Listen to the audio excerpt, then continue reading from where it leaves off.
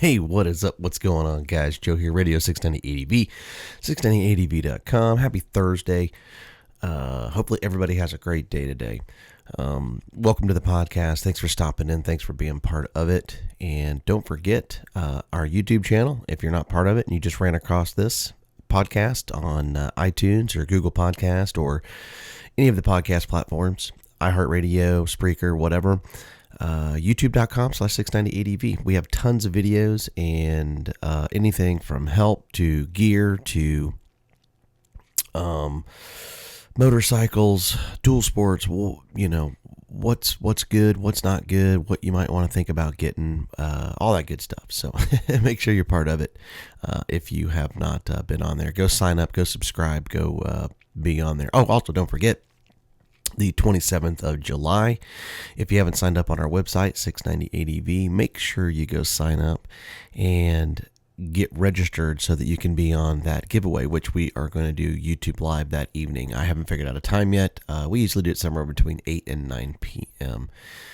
Anyway, on to the podcast. Dual sport or motorcycle adventure riding and getting to your destination. Sometimes it's easier said than done on how you get to your destination. And there's really only two ways to do it. You can either trailer or truck your bike, put it in like a flatbed or something like that in a pickup truck, or you can ride to your destination. What's the best way to do it? Well, it depends on who you talk to. There's a lot of people out there that they'll come down on you if they hear that you trailer your bike or if you put it in the back of a pickup truck or whatever.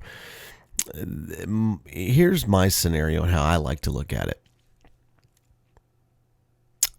I've done it both ways, and I can really truly see the benefits and the awesomity of just packing up and riding out from where you live and going and doing your motorcycle trip or adventure, and then riding home whenever you're done.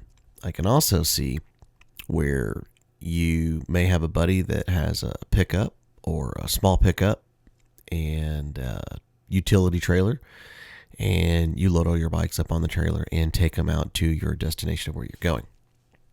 Now, does that make you less of an adventure rider if you trailer it? Some guys will tell you yes. I think it's all I think it's crap, to be honest with you. All right. I live in the state of Texas. It is the largest state in the United States, minus Alaska. And you can literally spend a day or two just trying to get through it. And Texas is kind of the gateway to a lot of your big dual sport riding. I like to say in the southern part, if you're coming out of Florida or Mississippi or Louisiana, Arkansas is absolutely beautiful. There's lots and lots of cool riding up in Arkansas. Tennessee, there's beautiful riding. I don't want to get into all the states. And I know everybody's going to say, well, you missed this state and this state.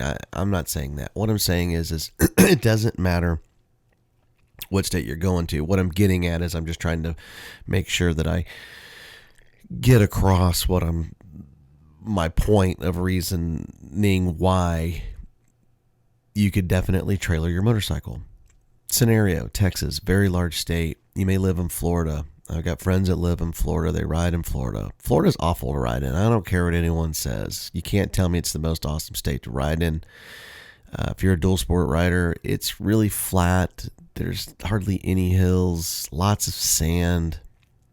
It's not really a dual sport mecca. Texas is not a dual sport mecca by any stretch of the imagination either, but it is compared to like certain states. Louisiana, not really a dual sport. You can make any state a dual sport state. But anyway, long story short, if you're going on a motorcycle adventure or a motorcycle trip or a dual sport adventure, and your destination is, say, Colorado, a lot of dual sporters love to go to Colorado or Utah or Arizona or Montana or God, I mean, the list goes on and on and on. Out west, where the mountains are really, really big, and it's super scenic, and you really want to test yourself. You want to get out and you want to get in that big, thick stuff. Well, depending on where you live, really kind of dictates your decision making before you go and do your trip. Now, I've done it both ways, and I've done many, many tens of thousands of miles leaving out of my house and riding and getting to my trip destination and driving all the way back home. All right, here's a few things that you need to think about if you want to do that. I think the number one reason why you would potentially want to trailer your motorcycle out and then trailer it back home, getting to your destination fresh, easy, and the number one key, time. How much time do you have? If time is really unlimited to your adventure, then who gives a crap? Pack up and, take 5 days to get to where you're going and then ride for 2 weeks and then 5 days to get home. Most people don't have that. Most people only have a X amount of time, or they have vacation time, or they have certain things that will dictate how much time they can take off. That's reality. That's the world we live in. Most people are not their own boss. They work for somebody, and I am my own boss. I own my own company. I can really pick and choose what I want to do. But most self-employed people that are out there, they're still leaving a boss to themselves. And what I mean by that is that just because you own the company doesn't mean you can just pack up and take off and just do whatever the heck you want. A company is like a child. You have to nurture it. You have to take care of it. You have to make sure that you do certain things, or that certain thing will die. and you just have to make sure that you put your time into it. So time is a real big deal. I try to take time off so that I can get out, and sometimes it works and sometimes it doesn't. It's all dictated to, the business and what's going on at the time in hand. But I really work hard to take as much time as I can. But sometimes it is what it is, and it ain't what it ain't. So, but time and getting to your destination. So from Texas to get to Colorado is about 600 miles, give or take. 600 miles on a motorcycle can be really anywhere from 1 day. That's pushing it. You better have a 1200 or an 800 or something that can cruise, and it's very, very, very comfortable to get from point A to point B. On a 690 or a KLR or a DR400, DR650, an XR650. I mean, the list goes on and on and on. You might get yourself in some fun stuff because you will get saddle sore. It's not going to be a pleasant trip. So time, distance, I think that can really dictate to whether you trailer or don't trailer. Sometimes that's not even an option. You don't have a buddy that has a trailer and stuff like that, and you've got to ride.